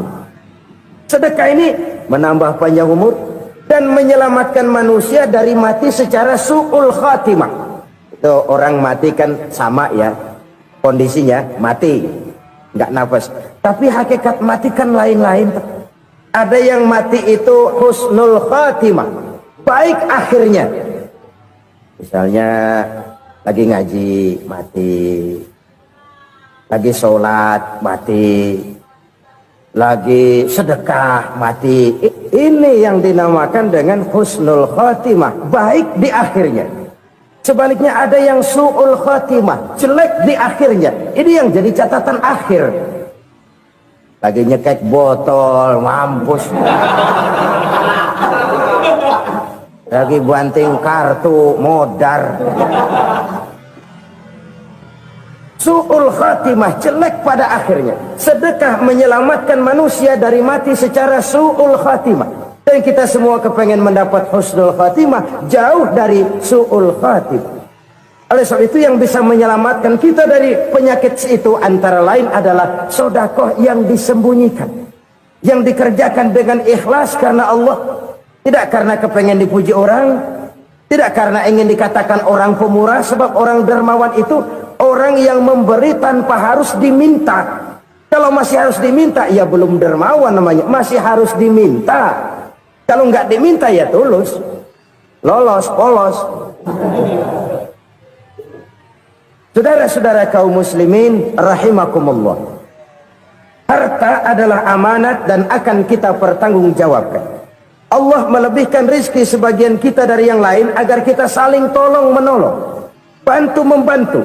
Nabi janjikan siapa yang meringankan beban saudaranya muslim di dunia, Allah akan meringankan bebannya di akhirat nanti. Sebuah jaminan dari baginda Nabi. Si orang yang kita bantu barangkali tidak bisa membalas, Allah yang akan membalas lewat jalan lain yang tidak pernah kita sangka-sangka. Ada orang tanya, Pak, ini ada orang nyumbang masjid sambil marah-marah, bagaimana? Saya bilang sumbangannya aja ambil, marahnya jangan. Marahnya jangan diambil, itu urusan dia. Saudara-saudara kaum muslimin rahimakumullah, umat Islam ini kan umat yang punya potensi besar. Kadang kita merenung, kenapa kadang-kadang pembangunan masjid kok lambat sekali? Kalau hotel hari ini peletakan pertama, bulan depan peresmian. Supermarket hari ini peletakan batu pertama, minggu depan peresmian. Tapi kalau sudah yang namanya masjid, kadang-kadang peletakan batu pertama sekaligus jadi batu terakhir. 3 tahun, 4 tahun, campur nebar jalak di jalanan, duit dijaring kayak ikan sepat. Apa tidak ada orang Islam yang kaya? Banyak. Apa tidak ada pengusaha muslim yang jadi konglomerat? Ada. Lalu yang belum banyak itu yang komit terhadap nilai-nilai agamanya. Akhirnya kita jatuh jadi umat yang lemah. Belum ada pengusaha konglomerat muslim buka pabrik super mie cap beduk misalnya umpamanya atau pabrik kecap cap sorban supaya identitas keislamannya sedikit kelihatan. Kita jatuh jadi umat yang lemah karena potensi tidak terinventarisir dengan baik. Kita ini ibarat kompor yang cuma matengin nasi orang lain. Potensi kita dimanfaatkan oleh orang lain. Ukhuwah Islamiyah kita baru terbatas kepada silaturahmi. Ukhuwah di bidang ekonomi kita lemah, ukhuwah di bidang kebudayaan kita lemah, apalagi ukhuwah di bidang politik kita lebih rapuh lagi. Padahal ukhuwah itu adalah totalitas kehidupan manusia, menyangkut ipolek sosbud, memerlukan nilai-nilai ukhuwah. Jadi oleh karena itu mari kita menyadari di dalam harta kita, walaupun kita yang cari, pergi pagi, pulang sore, peras keringat, banting tulang, di sana ada harta anak yatim. Di sana ada hak masjid. Di sana ada hak pesantren. Di sana ada hak jihad. Berbahagialah seseorang apabila dia oleh Allah dijadikan keran. Keran itu menyimpan air, tapi tidak untuk dirinya, tapi disalurkannya kepada mereka yang memang memerlukannya. Saudara-saudara kaum muslimin rahimakumullah, ini yang pertama. Jadi perbendaharaan surga adalah menyembunyikan sedekah. Orang lain nggak tahu, kita pun nggak pernah ngitung-ngitung. Kita anggap lewat begitu saja, padahal itu deposit akhirat. Satu. Yang kedua, perbendaharaan surga itu apa? wa kitmanul musibah, menyembunyikan kesulitan. Kadang orang takut menghadapi kesulitan, tapi makin kita merenung, hidup ini kan sebenarnya urusan. Takut sama urusan, ya jangan hidup. Tandanya orang hidup itu kalau punya urusan. Urusan melupakan problem. Problem sering menimbulkan kesulitan. Kesulitan bukan untuk ditakuti, tapi untuk diatasi dan dicarikan jalan keluarnya. Siapa sih orangnya yang nggak pernah sulit-sulit? Makin tinggi status sosialnya, makin gede urusannya. Makin tinggi kualitas imannya, makin berat tingkat kesulitannya. Cuma memang yang namanya enak itu seperti pelangi. Biang lala itu nggak pernah di atas kepala kita, di atas kepala orang melulu. Lo sih enak lo, kata kita. Dia juga bilang yang enak kan lo. Pelangi itu nggak pernah di atas kepala kita. Kata tukang beca, aduh enak ya naik Mercy. Kata tukang beca, apa yang di dalam mobil Mercy? Aduh enak bener tukang beca, di jok ngeringkuk ngorok pulas bener. Saya kamar pakai AC sejuk, tempat tidur sutra empuk, alga spring bed, kulak kulik nggak bisa pulas kalau belum minum Valium, belum tidur. Enak bener tukang beca, di jok ngorok nggak tahu wetan kulon. Si tukang beca bilang yang di Mercy enak, yang di Mercy bilang tukang beca enak. Inilah enak, nggak pernah di atas kepala kita, di atas kepala orang lain melulu enak itu. Nah saudara-saudara, yang merupakan perbendaharaan surga itu orang yang bisa menyembunyikan kesulitan, baik pribadi ataupun rumah tangga. Nih terutama rumah tangga yang jadi soalnya. Kadang-kadang kita ini kalau senang, sebaliknya kalau senang kita diam, kalem aja, cuek. Banyak banget duit kita bawaan, diam aja udah. Malah ketemu orang takut. Tapi begitu susah, sekampung tahu. Padahal Nabi mengajarkan perbendaharaan surga itu menyembunyikan musibah, menyembunyikan kesulitan. Kalau enak, cerita sama orang-orang. Kalau nggak enak, rasain sendiri, tekan sendiri, atasin sendiri. Kita kan sebaliknya, senang kita diam, asal lagi susah, paling tidak kita nyari teman buat cerita kesusahan. Siapa orangnya yang nggak pernah susah?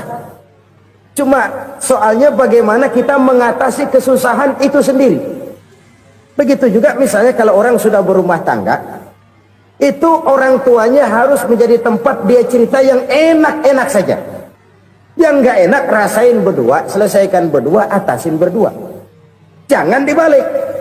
Asal senang diam, giliran susah saja. Maknya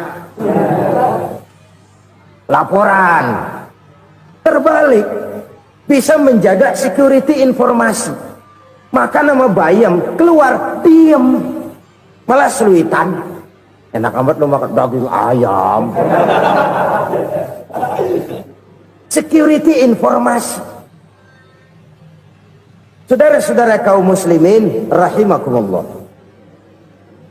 ujian yang terberat itu yang pernah diberikan kepada para nabi, para rasul, para aulia, para ulama. Makin tinggi keimanan, makin berat bentuk kesulitan. Ayo saya kemukakan satu contoh saja. Ada seorang nabi yang kaya, nabi kaya, namanya Nabi Ayub. Iblis kalau orang begini kan keki, ibadahnya rajin, kaya. Nih yang kayak begini susah digodain. Kalau ibadahnya rajin, miskin, kali bisa disogok. Ini imannya mantap, ibadahnya rajin, kaya, nabi lagi. Oh, tapi namanya iblis nggak kurang akal. Laporan, Tuhan, kenapa Les? Ya ini bahasa saya, bahasa Qurannya sih nggak gitu. Itu hambamu yang namanya Ayub, dia rajin ibadah cuma karena dikasih kaya aja. Coba kasih miskin dia, berhenti dia sembahyang. Ah, kamu bisa aja. Saya tahu Ayub itu hambaku yang ikhlas. Saya buktiin Tuhan, silahkan. Dibuktiin lah, iblis turun ke alam ini. Yang mula-mula dia lakukan, dia rusak sawah ladang Nabi Ayub. Dia binasakan binatang ternak Nabi Ayub.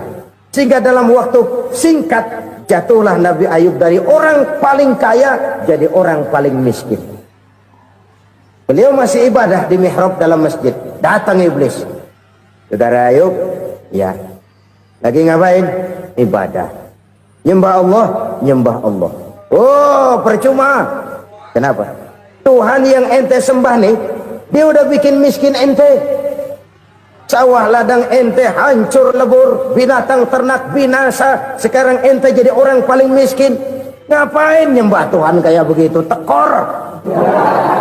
Udah berhenti dah ibadah, berhenti ibadah. Ini iblis sama Tuhan laporannya lain, yang dikerjakan kepada Nabi Ayub juga lain. Benar begitu iblis, kata Nabi Ayub. Iya, sawah ladang saya habis, buras. Binatang ternak saya binasa, binasa. Saya miskin, bangpak. Apa jawab Nabi Ayub? Bukan innalillahi, ya, ini hebat. Alhamdulillahillazi a'tani wa akhza minni. Segala puji bagi Allah yang telah memberikan harta kepada saya dan sekarang mengambilnya lagi. Alhamdulillah. Allah yang ngasih, Allah yang ambil. Itu mah urusan Allah. Iblis cuman ibadah jalan terus, sujud lagi Nabi Ayub. Iblis seleher gondok banget. Dasar Nabi nggak mempan dia apa-apain. Miskin malah alhamdulillah. Allah yang ngasih, Allah yang ngambil. Jadi kalau kita tidak komit, kita tidak terikat kepada kaya, miskin, senang, susah, apa yang bisa bikin kita susah? Jadikan kekayaan, kemiskinan, jadikan senang, susah sebagai anak buah yang bisa kita atur. Jangan kekayaan ngatur kita, jangan kemiskinan ngatur kita. Kita yang harus mengatur mereka. Senang, susah, kaya, miskin, bahagia, sengsara, jadikan itu anak buah yang bisa kita atur. Kalau sekarang kita kaya, lain saat boleh jadi kita miskin, semiskin-miskinnya. Allah yang ngasih, Allah yang ngambil. Tenaga mana yang bisa menghalangi? Ibadah jalan terus. Iblis makin gondok. Dasar Nabi loh. Akhirnya apa? Nabi Ayub dikerjain, diberikan penyakit. Demikian fatal penyakitnya. Bayangin, udah miskin sakit. Masya Allah. Miskin sakit. Sakitnya nggak lama, kira-kira 16 tahun. Istrinya 3, 2 mental minta ceraiin. Ngerawatin laki bengek begini. Senang belum tentu, susah udah pasti nih. Cerai aja, cerai dah. Cerai. Tinggal satu Siti Rahmah yang setia menemani beliau. Sesetia-setianya hati perempuan. Satu saat Siti Rahmah bilang, "Bang, iya, abang kan Nabi, Bang. Lalu, namanya Nabi kan doanya jarang meleset, Bang. Maksud kamu minta kenapa sih sama Tuhan biar abang sembuh baik dah, Bang?" Siti Rahmah, "Iya. Saya sakit berapa tahun sih dah?" 16 tahun, Bang. "Sebelum ini saya sehat berapa tahun?" "Ya kira-kira 60 tahun, Bang." "Nah, coba ente banding-bandingin, Rahmah. Saya dikasih sehat 60 tahun, dikasih sakit 16 tahun. Sudah nggak sabar mau doa kepada Allah minta sembuh. Saya malu kepada Allah. Diuji dengan yang luar biasa seperti ini, tidak mengganggu stabilitas kehambaannya. Dia tetap menghamba kepada Allah Subhanahu wa ta'ala." Saudara-saudara kaum muslimin rahimakumullah, kunci menghadapi kesulitan itu apa? Allah jelaskan dalam satu ayat, "Wa basyiris sabirin alladzina iza asabathum musibah qalu inna lillahi wa inna ilaihi raji'un." Gembirakan orang-orang yang sabar. Siapa mereka itu? Yang apabila mendapat musibah mereka kembali kepada keyakinan dasar segalanya dari Allah dan segalanya akan kembali kepada Allah. Ini konsepsi dasar dari sikap muslim dalam menghadapi berbagai kesulitan. Segalanya dari Allah, segalanya akan kembali kepada Allah. Kalau ini sudah kondisi dasarnya, maka kita akan lapang menghadapi kenyataan bagaimanapun pahitnya. Apakah itu namanya miskin, apakah itu namanya sakit, bahkan maut sekalipun. Maut sekalipun. Segalanya dari Allah, segalanya akan kembali kepada Allah. Ini sikap hidup, bukan sekedar ucapan. Kita kadang-kadang menjadikannya sebagai ucapan. Mulutnya sehingga berhenti, innalillahi wa inna ilaihi rajiun, tapi nangisnya terus gerung-gerungan. Bukan itu, ini kesadaran moral. Kalau segalanya dari Allah, segalanya kembali kepada Allah, kan sebenarnya cuma nunggu giliran. Hari ini saya nyembayangin dia, entah hari apa saya disembayangin orang. Hari ini saya antar dia ke kubur, entah hari apa orang nganterin saya ke kubur. Hari ini saya tahlilkan dia, entah nanti kapan orang tahlilkan saya. Segalanya dari Allah, segalanya akan kembali juga kepada Allah. Oleh sebab itu saudara-saudara, kesulitan bukan untuk ditakuti, kesulitan justru untuk diatasi, dicarikan jalan keluarnya. Dan tidak ada orang yang tidak pernah mendapat kesulitan, tidak ada. Semakin tinggi status sosial, semakin tinggi kualitas keimanan, semakin besar juga tingkat kesulitan. Hanya saja bagaimana cara kita mengatasinya. Dan Al-Quran menyatakan, inna ma'al usri yusra. Di balik kesulitan itu pasti ada kemudahan. Roda itu berputar. Karena itu Rasulullah sallallahu alaihi wasallam mengingatkan kepada kita, ta'arraf ilallahi firraha ya'rifka fisyiddah. Ingatlah kepada Allah di waktu kamu senang, supaya Allah ingat kepada kamu di waktu kamu susah. Kalau waktu senang kita ingat kepada Allah, kita susah, Allah tidak akan meninggalkan kita. Tapi kalau waktu senang kita jauh dari Allah, sujud tidak sempat, dengan masjid jauh, ketika senang kita lupakan Allah, nanti begitu kita susah, Allah lupakan kita, dan itu menyakitkan. Oleh karena itu orang-orang tua kita dulu bilang, kalau lagi sehat ingat-ingat lu bakal sakit nanti. Kalau lagi kaya ingat-ingat satu saat kita bakal jatuh miskin. Bahkan kalau lagi muda ingat-ingat kita bakal tua. Dan yang terpenting, kalau lagi hidup ingat-ingat kita bakal mati. Saudara-saudara kaum muslimin rahimakumullah. Jadi yang kedua yang merupakan perbendaharaan surga, menyembunyikan musibah. Saudara-saudara kaum muslimin rahimakumullah. Hal ketiga yang merupakan perbendaharaan surga adalah wasilatur rahmi. Orang yang suka bersilaturahmi. Sebagaimana yang kita maklum bahwa manusia adalah makhluk yang disebut zon politika. Makhluk sosial yang tidak mungkin hidup sendiri-sendiri. Betapa dan siapapun kita memerlukan orang lain. Bodoh betul manusia kalau tinggal di tengah masyarakat tapi tidak mau bermasyarakat. Merasa hebat sendiri, pintar sendiri, gagah sendiri, kaya sendiri. Mungkin kalau mati juga ngubur sendiri. Jangankan kita di sini, di sorga saja Nabi Adam waktu sendirian bengong melulu, mondar mandir.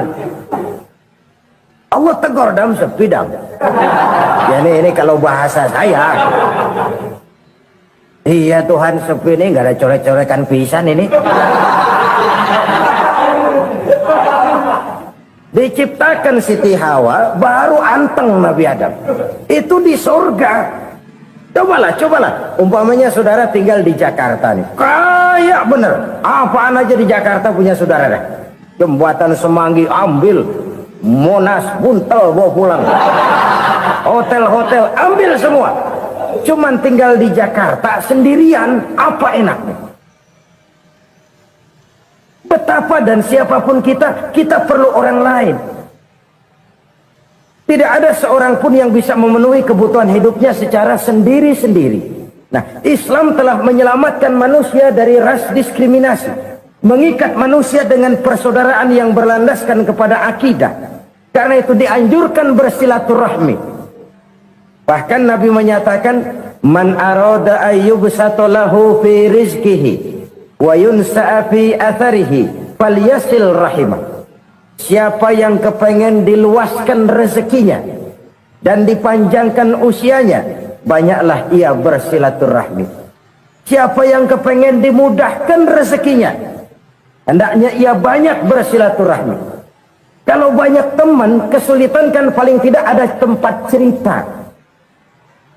Udah susah sendirian, kita pikirin diri, nggak ada tempat tukar pikiran. Cepet banget sama bengek. Dilawan sendiri. Nah, secara makro kita bisa berkata, tidak mungkin ada kemenangan kalau tidak ada kekuatan. Tidak ada kekuatan kalau tidak ada kesatuan dan persatuan. Tidak mungkin ada kesatuan dan persatuan tanpa semangat silaturahmi. Kalau umat Islam mau menang, dia harus kuat. Kalau umat Islam mau kuat, dia harus bersatu. Kalau umat Islam mau bersatu, dia harus membudayakan silaturahmi ini. Bahkan sampai-sampai kata Nabi, kalau bisa cari nilai tambah. Apa? Silman qata'ak. Bersilaturahmilah kau kepada orang yang marah denganmu. Masya Allah, indahnya ajaran agama kita. Orang yang marah pun kepada kita, kata Nabi, kalau bisa bersilaturahmilah kepadanya, kepada orang yang marah itu. Di situ nilai tambah. Cuman jujur nih hadis, ngucapinnya gampang, ngamalinnya yang berat banget. Orang marah sama kita, kita disuruh silaturahmi, ada apa malu? Lu marah tuh, gue marahan lagi. Tunggu pikirin. Saudara-saudara kaum muslimin rahimakumullah. Tapi ini yang diajarkan, bahkan ini yang dicontohkan oleh baginda Rasul. Bagaimana begitu mudah, misalnya satu saat Abu Jahal ini ngatur strategi bagaimana bikin Muhammad celaka. Dia gali lubang di depan tempat tidurnya. Dia tutupin daun korma. Terus dia panggil seseorang, ke sini. Kasih tahu Muhammad, pamannya sakit keras, minta ditengokin. Berangkat orang ini ke sana. Muhammad, labbaik. Pamanmu sakit keras, dia minta ditengokin. Baik, saya akan datang menjenguk beliau.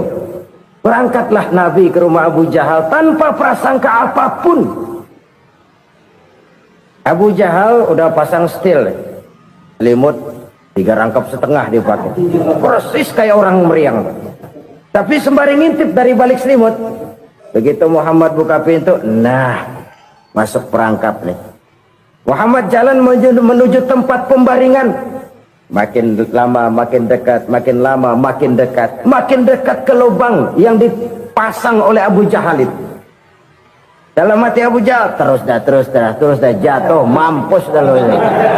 Mampus lo hari ini. Apa yang terjadi? Malaikat Jibril datang. Muhammad, pamanmu cuma pura-pura sakit. Di depan tempat tidurnya ada lubang perangkap supaya kamu jatuh ke situ. Sudah, kamu pulang. Balik kanan Nabi. Sudah hampir jatuh ke lubang, balik kanan, pulang. Bayangin kecewanya Abu Jahal. Muhammad dikit lagi, Muhammad dikit lagi. Enggak paman, saya pulang aja. Emosi bangun dari tempat tidur, enggak sadar kalau lagi pura-pura sakit. Lompat ngejar Nabi, dia lupa dengan lubang yang dia gali. Pusrak, nyemplung sendiri ke dalam lubang.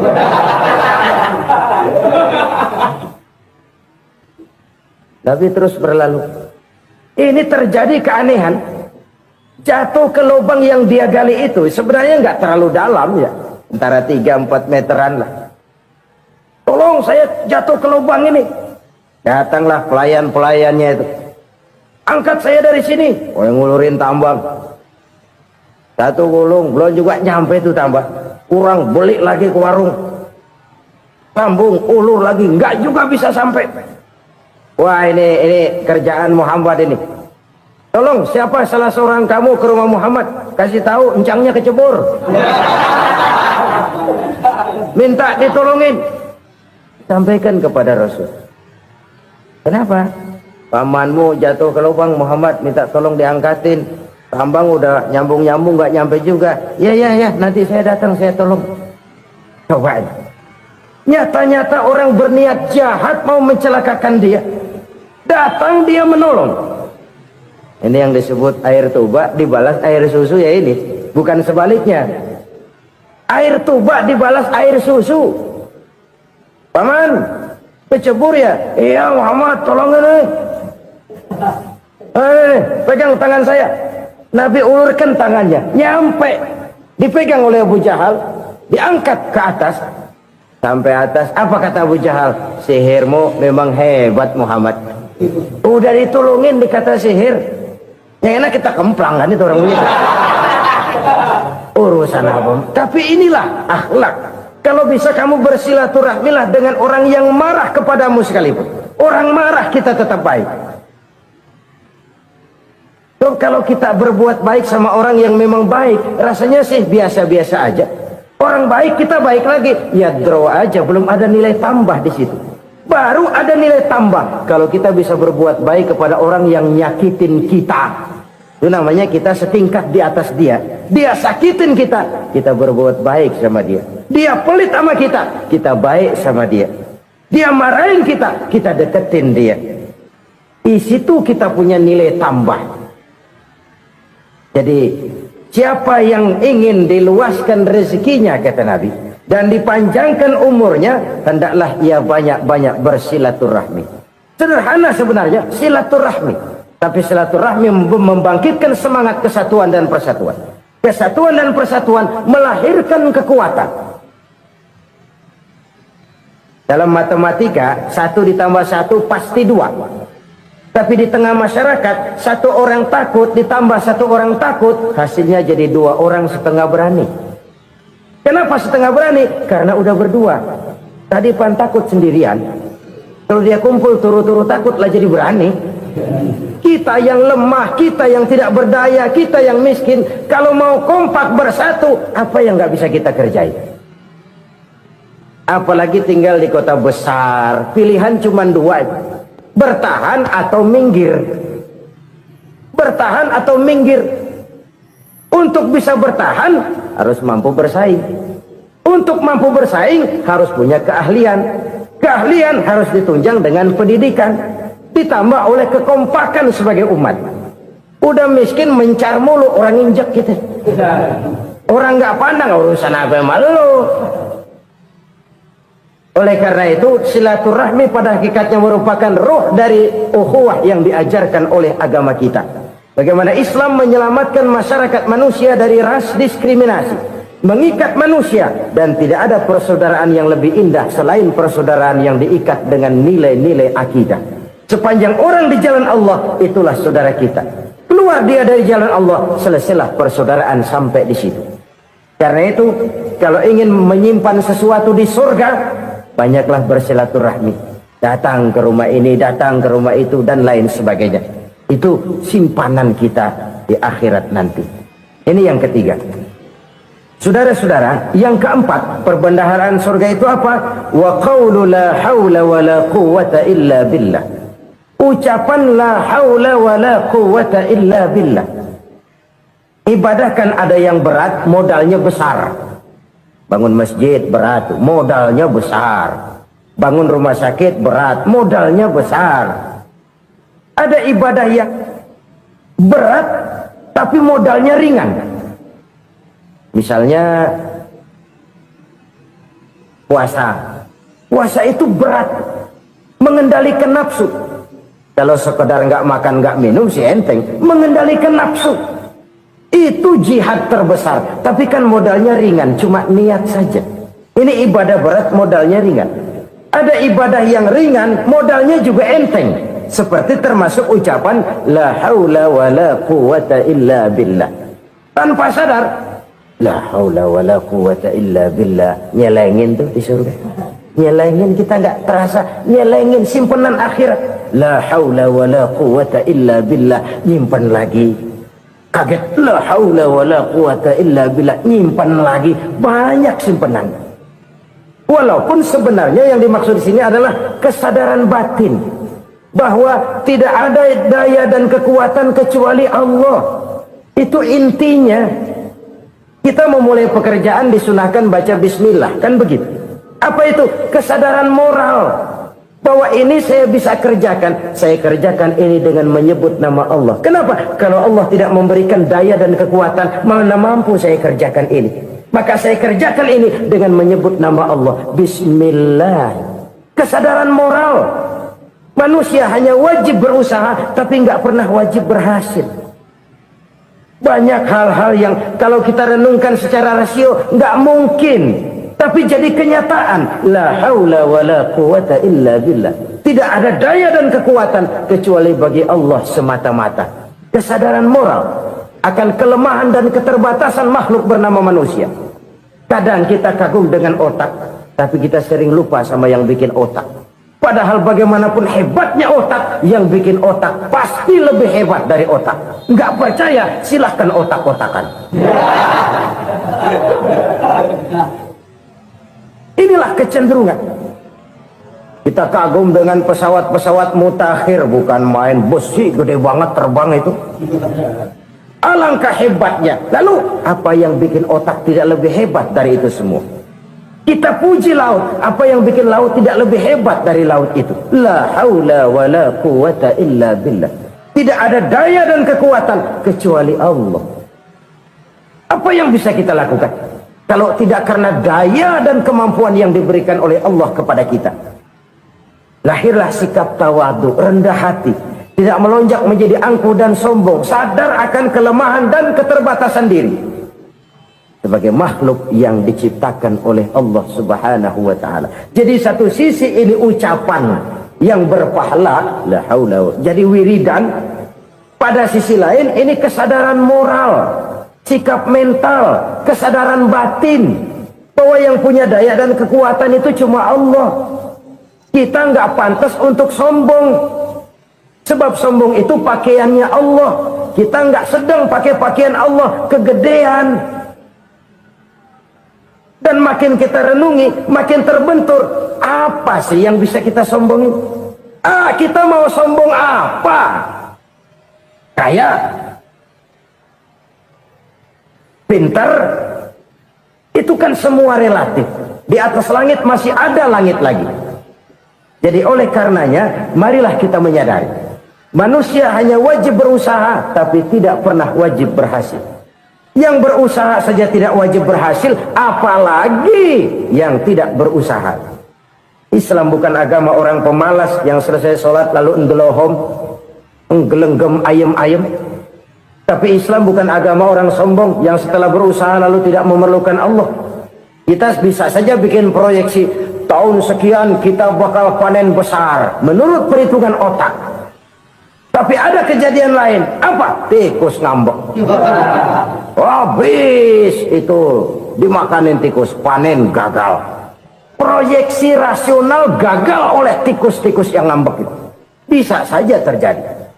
Tahun depan kita panen besar, urung. Kenapa? Musim panas panjang. Dan sekarang ini koran-koran bikin berita musim mengalami penyelewengan. Bukan cuma manusia yang nyeleweng sekarang.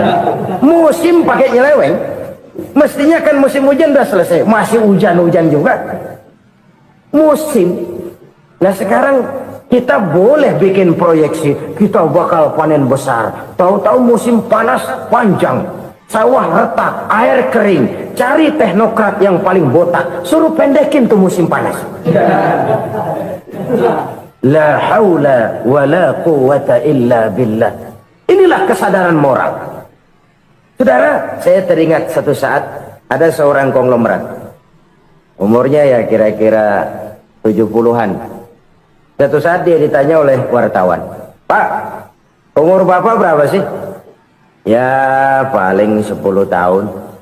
10 tahun? 10 tahun? Anak Bapak berapa orang? Satu saja? Satu. Harta Bapak berapa? Ya paling-paling bangsa 7 juta kali. 7 juta? Iya.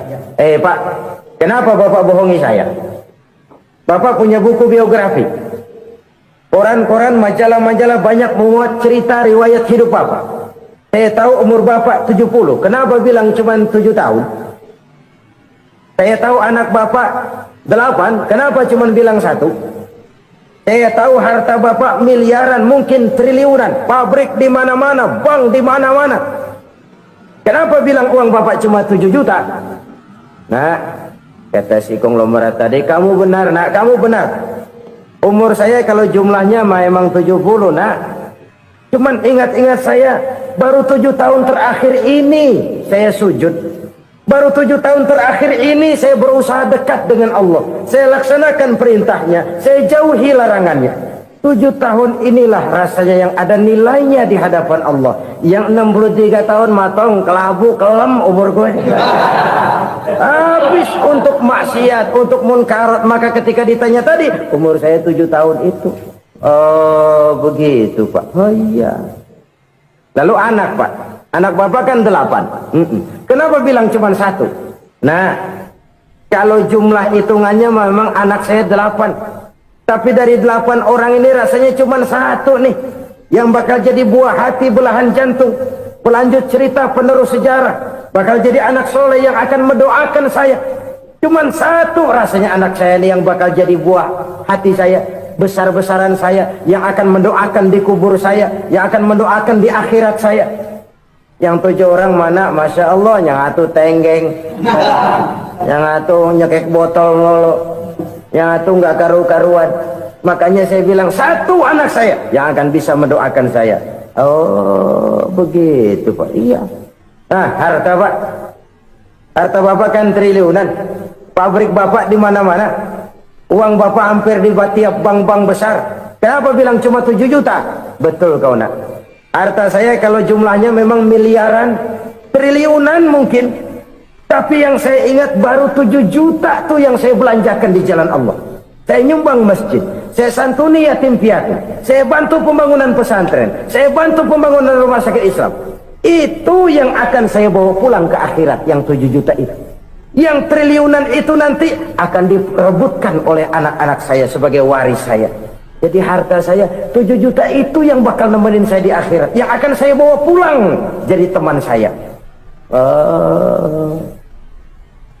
Saudara-saudara kaum muslimin, jangan-jangan orang tua itu adalah kita-kita ini. Jangan-jangan kita-kita ini adalah orang tua itu. Jangan-jangan itu potret dari diri kita masing-masing. Dari sekian umur yang diberikan Allah, berapa tahun yang ada nilainya di hadapan Allah? Dari sekian anak-anak yang merupakan amanah, berapa yang akan mendoakan kita sebagai orang tuanya menjadi anak soleh? Dari sekian banyak harta yang diberikan Allah, berapa yang akan kita bawa pulang menghadapnya nanti, yang kita belanjakan di jalan Allah? Ini sebuah potret kehidupan. Karena itu kita kembali kepada la haula wa la quwwata illa billah. Kita wajib berusaha, kita wajib berikhtiar. Selebihnya segala daya dan kekuatan hanya milik Allah saja semata-mata. Satu kesadaran batin dari setiap pribadi muslim. Setelah ia berusaha dan berikhtiar, ia menyerahkannya kepada Allah Subhanahu wa ta'ala. Jadi satu sisi ini merupakan wiridan ucapan yang mengandung pahala, pada sisi lain ini merupakan sikap batin dari seorang muslim di dalam ia menghadapi realitas kehidupan ini. Saudara-saudara kaum muslimin rahimakumullah, kalau ini kita jadikan satu basis kehidupan, maka ini akan menyelamatkan manusia dari kemungkinan tergelincir menjadi orang yang lupa diri dan lupa darat. Sebab itu Imamul Ghazali berpesan, jaddidis safinah fa innal bahra amiq wa khuziz zad fa inna safara ba'id wa khaffifil hamla fa innal hamla sadid. Perbarui selalu kapalmu karena lautan sangat dalam. Bawa bekal yang banyak karena perjalanan ini sangat jauh. Ringankan beban karena kebanyakan beban akan menyakitkan. Alangkah indah kalimat ini, alangkah dalam makna yang terkandung di sana. Perbarui selalu kapalmu karena lautan sangat dalam. Apa artinya ini? Jaga mentalmu baik-baik. Pelihara imanmu baik-baik, karena hidup penuh cobaan seperti lautan. Kita kalau berlayar di lautan kan kadang-kadang tenang, angin bertiup sepoi-sepoi basah. Jika malam datang, bintang gemintang bertabur menghias cakrawala, rembulan memantulkan sinarnya dengan indah. Dalam keadaan begitu berlayar enak, tapi lain saat ombak menggunung, halilintar menyambar, angin topan bertiup. Berapa banyak sudah saudara-saudara kita yang tenggelam di lautan dunia tanpa sadar bahwa dia belum sampai kepada pantai yang akan dituju. Berapa banyak sudah saudara-saudara kita yang tenggelam di lautan dunia ini tanpa sempat bangkit lagi. Dia menyangka sudah sampai kepada tujuannya. Hati-hati kapal jangan sampai bocor karena lautan sangat dalam. Iman ini jaga baik-baik karena hidup penuh dengan ujian. Wa khuzizat fa inna safara ba'id. Bawa bekal yang banyak karena perjalanan sangat jauh. Saudara mau ke Bandung, bawa duit.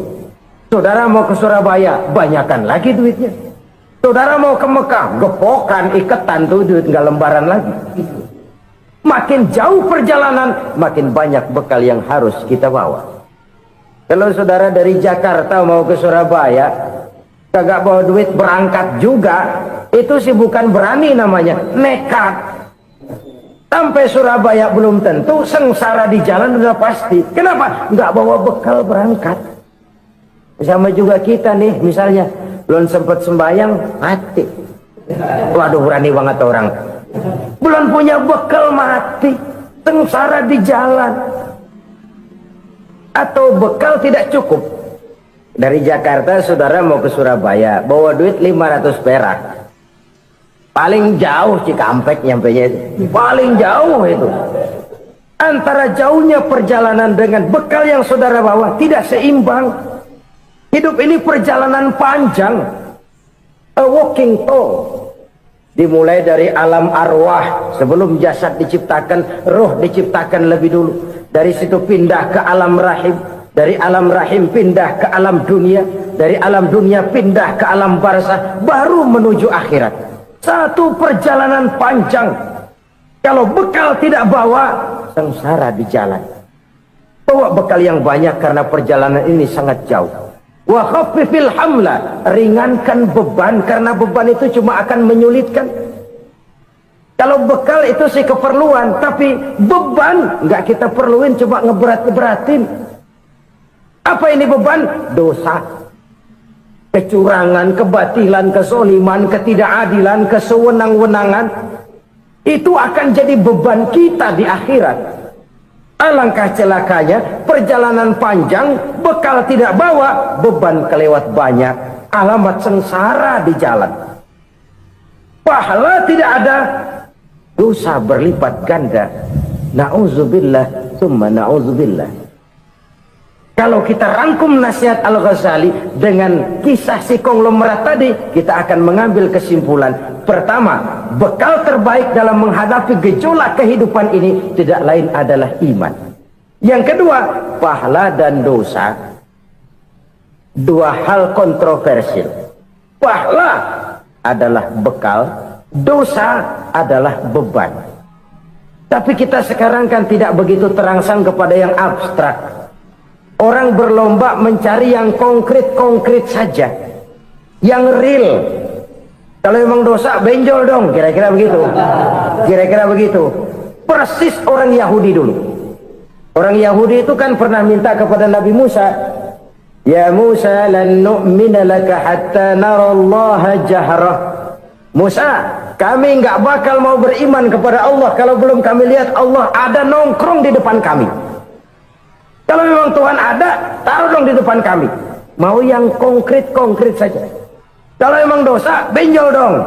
Kalau memang pahala, berasa dong. Orang terangsang kepada yang real, yang konkret-konkret saja. Karena itu, untuk mengejar dosa, orang mau bayar. Tapi untuk mengejar pahala, walaupun tidak bayar, orang segan. Ini yang dikatakan oleh Nabi, kamu mengharapkan ke surga, tapi kamu berat melaksanakan sesuatu yang bisa membawa kamu ke surga. Kamu ingin jauh dari neraka, tapi tiap saat kamu lakukan perbuatan-perbuatan yang justru menjerumuskan kamu ke neraka. Idda'aitum an-najata minan nar wa ramaitum fiha anfusakum. Kamu ingin selamat dari neraka, tapi kamu lemparkan diri kamu ke neraka. Kamu ingin masuk surga, tapi berat sekali kamu melakukan perbuatan-perbuatan yang bisa menyampaikan kamu di surga. Saudara-saudara kaum muslimin rahimakumullah. Jadi hal keempat yang merupakan perbendaharaan surga adalah la haula wa la quwwata illa billah. Satu sisi ini merupakan ucapan yang memperberat timbangan akhirat. Pada sisi lain ini merupakan sikap hidup seorang muslim. Kesadaran batin yang sangat dalam bahwa tidak ada daya dan kekuatan kecuali Allah. Dan itu kita simbolkan pada saat memulai pekerjaan dengan Bismillah, dengan menyebut nama Allah. Satu kesadaran moral, saya hanya bisa melakukan ini karena diberikan daya dan kekuatan oleh Allah. Lahirlah sikap tawadu, rendah hati, tidak melonjak menjadi angkuh dan sombong. Saudara-saudara, sampai sini dulu jumpa kita kali ini. Semoga 4 perbendaharaan surga ini dapat kita lakukan, yang kelak akan merupakan bekal kita di kemudian hari nanti. Amin ya rabbal alamin. Terima kasih atas segala perhatian, mohon maaf atas segala kekurangan. Usikum wa iyaya bitaqwallah. Wassalamu alaikum warahmatullahi wabarakatuh.